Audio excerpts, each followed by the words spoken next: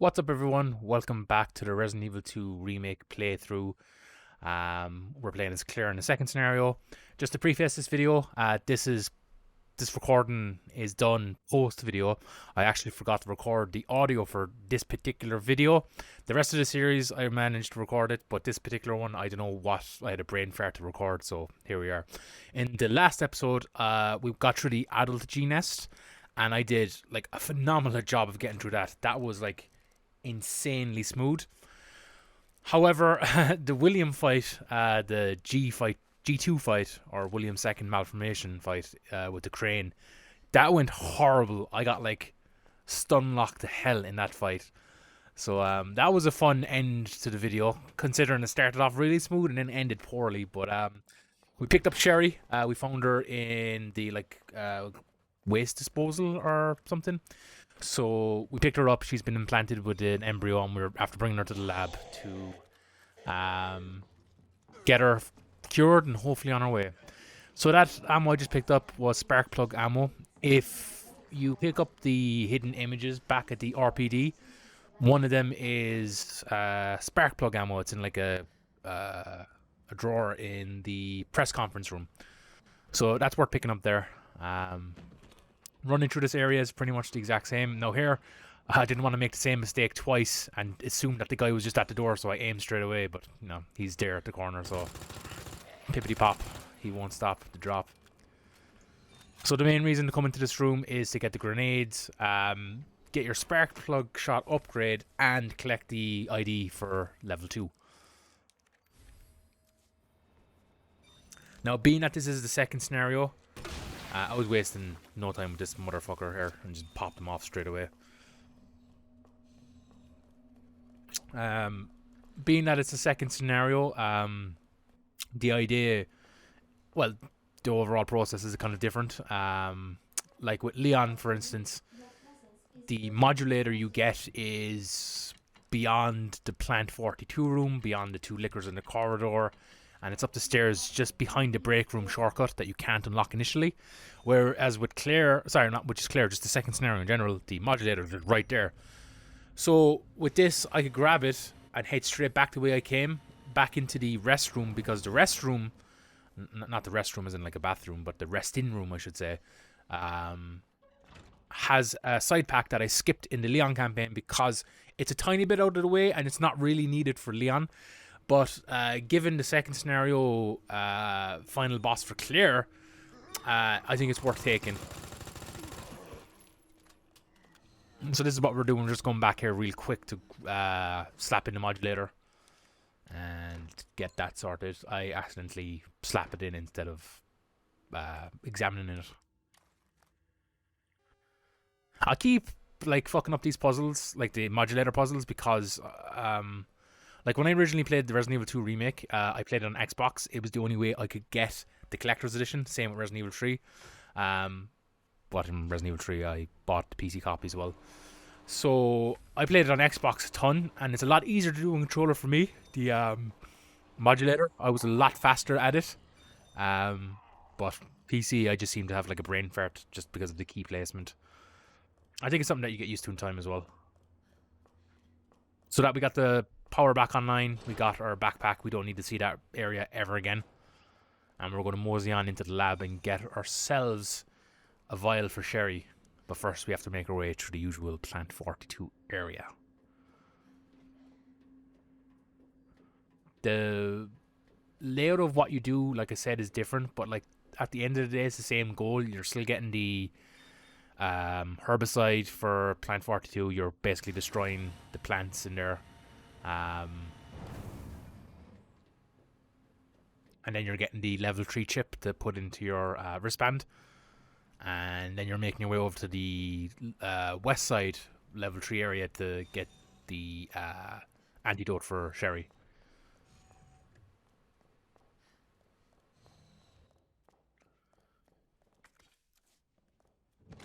So I'm still picking up gunpowders just to slap into my box just to use later. Like my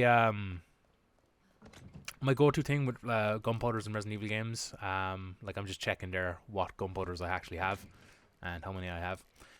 My go-to with gunpowders is just to chuck it into my box, and then when I definitely, or like when I'm in dire need of ammo for a particular weapon, then that's when I use them. I don't really like to use them on the fly unless I know I'm going to be using that ammo. So for instance, for Leon, you can make magnum or shotgun ammo. I prefer to make shotgun ammo on the fly as much as possible, mainly because you use the shotgun so much and it can be used for everything, like boss fights, enemies. Whereas the magnum, while it is a powerful weapon and you can use it obviously whenever you want, it's not really, you're not supposed to really use it for enemies because it's just a waste of ammo. So I tend just to pick up the ammo that I have for the magnum, like in the world, and then just use the ammo for bosses. For these guys, the IVs, as you saw in Leon, fire is the best thing for these guys. 2 grenade rounds will down them. And I'm just making sure that this guy is down because the first guy I shot him like just a few times with the SMG. And I just wanted to make sure that, you know, the damage output wasn't different or anything. But it is too. As you can see them turn to cinders. So just picking up a few items in here. I just noticed that Claire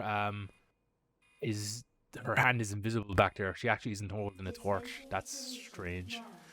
This run was very glitchy from the start as well. Like all the items were turning red at the start, like the police badge and the coloration of the ammo. It was all weird. I wonder if she'll do it again. So I was trying to remember the second playthrough codes, and I remember them based on like a keypad. Like if you were to take the top left one as 1, the second one as 2, 3, so on and so forth. But I got them mixed up here. I was using it like a keyboard on a computer keyboard. So like 1 is actually at the bottom, then 2, then 3.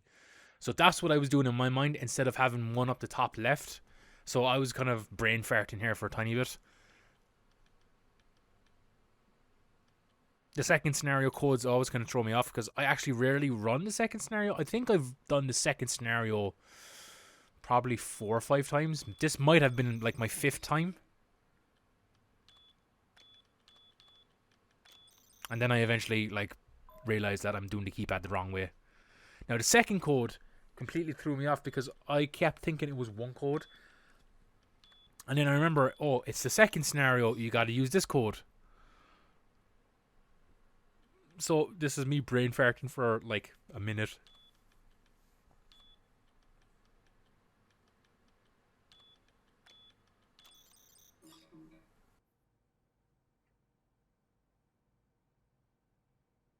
So yeah, this is me being big brain hours and getting the code incorrect. And then looking back at my keyboard, because you can't use your keyboard like number pad to input the code, which would have been a cool feature. So I was looking at my keypad and then looking back at the game, looking back at my keypad, I'm like, what the hell am I doing wrong? And then I realized, oh yeah, here we go. This is the actual code. And then I click out of it by mistake because I fucking got excited because I realized what I was doing wrong. So that's both codes done. Now we can actually head into the green room.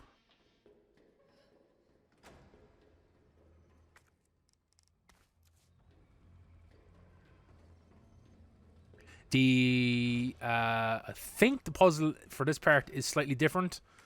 It felt different anyway. I keep forgetting if this one is different. I'm pretty sure it is. And then I do big brain hours and fuck up the puzzle, but then kind of come back really quickly.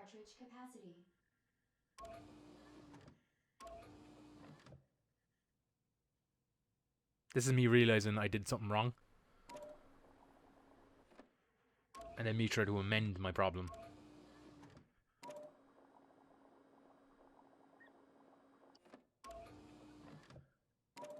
It's just so weird because, like, Resident Evil 2 Remake, well, the puzzles aren't, like, fucking groundbreaking or, you know, fucking hard or anything. At least there was puzzles in this, you know, at least, you know, with the plug puzzle. Like, this is where I realized I was like, oops, I actually did this wrong. But yeah, going back, like, the plug puzzle for the sewers, at least there was, you know, some puzzle elements to this game. At least some of them were like, oh, okay, you have to do this. Okay. You know, they're not Silent Hill levels of hard puzzle. Silent Hill got fucking ridiculous with their puzzles, especially when you play it on hard mode. That was just like, oh, so you're a smart person, are you? Get ready to have puzzles that have absolutely no meaning. It's like from what I remember correctly, there was like puzzle solutions that you had to know stuff outside of the game, which is stupid in my opinion. Like, if all puzzles should be based within the game. But anyway, at least this had a few puzzles and they were fun to do. Unlike Resident Evil 3 Remake, I hate to bring that game up again. I'm sorry, Graham. I'm sorry, James. I'm sorry, everyone else who has to deal with me talking about Resident Evil 3 Remake. But I'm still hurt. Okay, I'm trying to process it, guys. Okay, you don't just simply get over it. Okay. Yeah, there was no fucking puzzles in that game. Dog shit. So we got the herbicide done and dusted, and now we need to go cool it. Same deal, just different order, more or less. But since we get the modulator early, we can turn on the power earlier. Before the liquors bust down, which is nice. So here I'm just mixing the ammo on the go because I know I'm going to be using grenade rounds. Grenades in this game are superior to the SMG. Making SMG ammo in this game is a waste of time. Like, I only use the ammo I pick up in the world. If I've ever made SMG ammo, it's by mistake. You can also get a stock for the SMG, but I didn't see any point in doing that.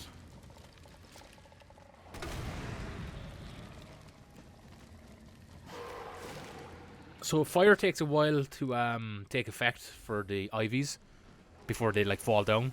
So that guy was getting a bit too close for comfort, so I ran up there just to get the herb anyway, and then pop one round to him, waiting out to listen for a key, and then there's a little that means they've dead.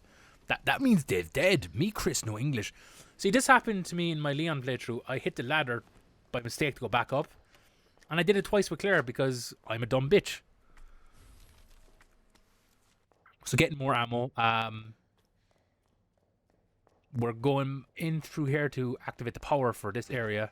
Now, I can't remember on the second scenario if the liquors were already there or not, because that tends to happen on the second scenario, that enemies have been already activated that would take a certain trigger in the first scenario. So I wasn't too sure if the liquors were already here or not. Confirming that they weren't here, I'm starting to run around being like, okay, we can do this. I want to get rid of these zombies because they activate once you put the power back on, and that would just be problematic. So what I do is just miss my shot there, burn this bitch, slice her with a knife, and then be like, you know what, fuck it. I'm going to pop your legs off.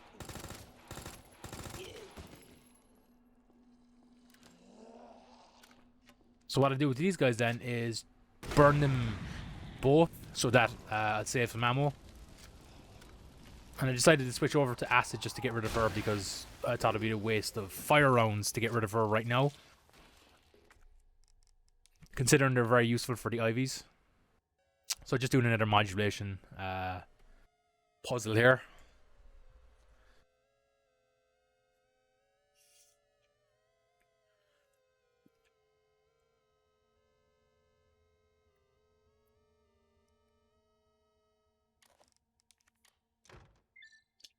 I don't know why I brain fart with them so much. Like I literally get it, and then I start twisting again. So we never did this with Leon. This room unlocks once you have the power in this area. It's just a little save room. It has a few bits and pieces in it. I forget my inventory's full, so I run over here.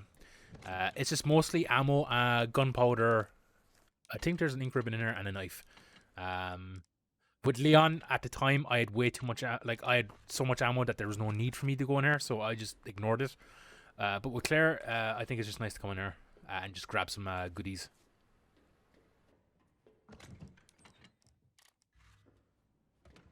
So that I got everything, I'm just going to run out. I'm going to keep a knife on me just in case, because since the IVs can one-shot you, I thought it'd be beneficial just to have one on me.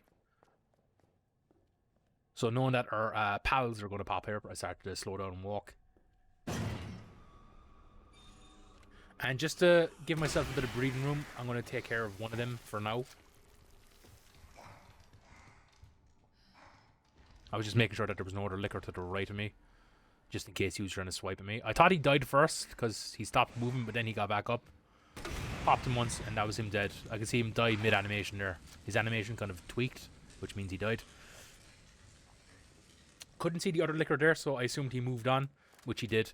But you can hear him attacking. So what I did was I just left him there and just ran into the room, get my herbicide cooled. Damn. Should have packed my parka. Should have packed my parka.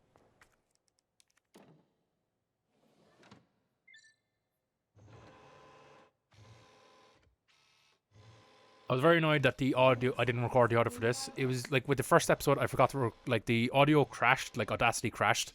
That's the program I use for recording my commentary. That crashed and I couldn't recover the project. So I had to record the first episode again, which was fine because I was at the start anyway and it was only like 20-30 minutes in. Problem with this was I had already saved it and I couldn't really go back unless I had to start the entire game again, get back up to where I was. And I was just like, no, I'll just go back and record it post. Which I think is fine because like this particular episode is just basically running around and getting some tasks done. Like if it was a boss episode, I would have been annoyed. If it was like the next episode, I would have been pissed because I did so well there. So for this guy, I'm just gonna walk right by him. There's no point in taking him on right now because why would I? And I just noticed that wasn't aligned and it pissed me off.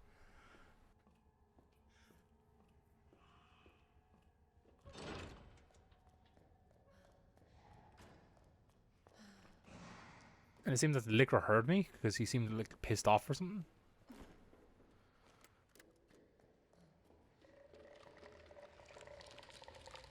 So I popped this guy because I'm going to need to be running back through here. And I didn't want to accidentally run into him or forget about him.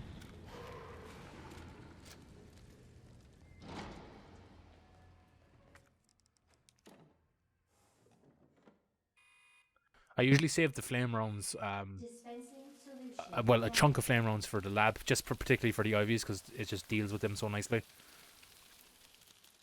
The flame rounds are good to deal with other like enemy types, but I just prefer to use them on the IVs.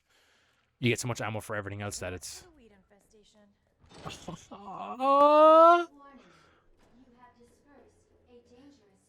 So for this particular IV to the left, I only shoot him once because when you pick up this badge here, he activates. You can run by him if you want, but I just want to take the risk. So there's no need to kill him. We just need to immobilize him, which only takes one shot. So we just run straight on by. There's Ivy down there to the right, but we're just going to ignore him. There's no point because he's not even in our path. So on the second scenario, there's an Ivy in here. There isn't one in the A scenario.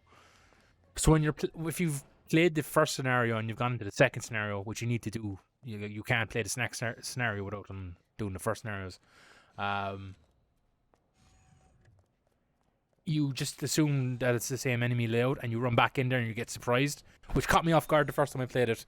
I was like, oh crap, there's an Ivy in here. What?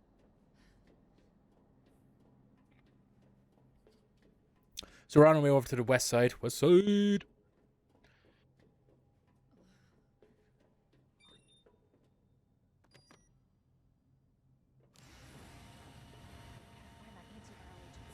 It's a shame that there's not enough differences in the second scenario compared to the OG game. There was a lot of different nuances and changes that made it feel like a completely different scenario.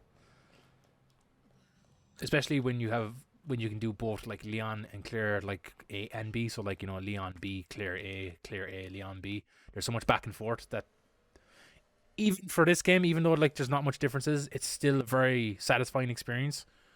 And you still get a chunk of content out of it. So with that, we used the modulator to its full extent.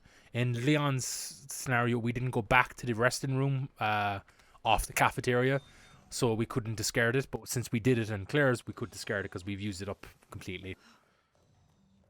It's a very nice feeling getting to get rid of an item like that. I kind of wish it was the old system, like in Resident Evil, in the original Resident Evils, like Resident Evil OG, Resident Evil 1 Remake, Resident Evil 2 Original, Resident Evil 3 Original, and I think Code Veronica. If you used up an item to its full potential, the game would just like automatically prompt you. It's like, hey, you don't need this item anymore. Do you want to discard it? And you could discard it then and there. I mean, obviously, it's, you know, not much of a problem in this, but it's just nice to like be, okay, I don't need this anymore. Because the game doesn't prompt you unless you open up your inventory and it's like, hey, you can get rid of this now. Got it. So what I do here is basically just, you know, trigger the event that we can just leave and then go sort out my inventory for what we're going up against next. So I grab all the goodies here. and I begin to sort out my inventory. Now I know I have a ton of gunpowder, so what I'm going to do is completely clear out my inventory and then start throwing in the gunpowder because I know I have a lot of it. And I have a lot of large gunpowder as well. So what I do is sort them out that I'm going to mix them together. So mixing a white with a large gunpowder usually gives you 6 or 5. It was annoying because I got 6, 6, 6, and then 5. It was like, oh, I could have got an extra 6, but no, the game fucked me. But I have a ton of grenade rounds at this point.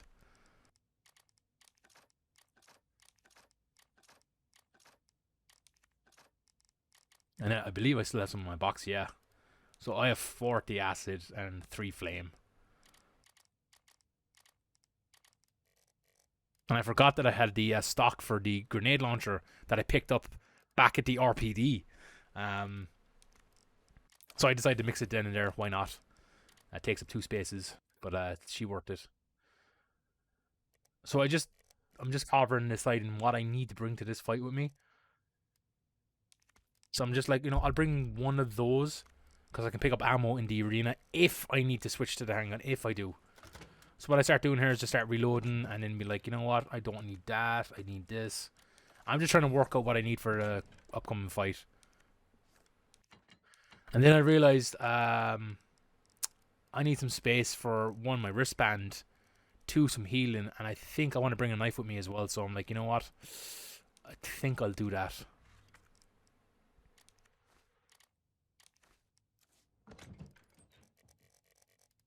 So I slap the wristband in there because I know I'm going to need it. I bring 3 heals, and I think I go to save it first. So I save this first because I need to get rid of the ink ribbon anyway. And then I'm going to grab the knife for the next part of the video. So that was pretty much that video. I'm sorry that I forgot to record the audio, but I hope it was still an enjoyable watch. And I'll see you on the next episode, guys. This feels weird saying it post commentary, but anyway, until next time. See you later, guys.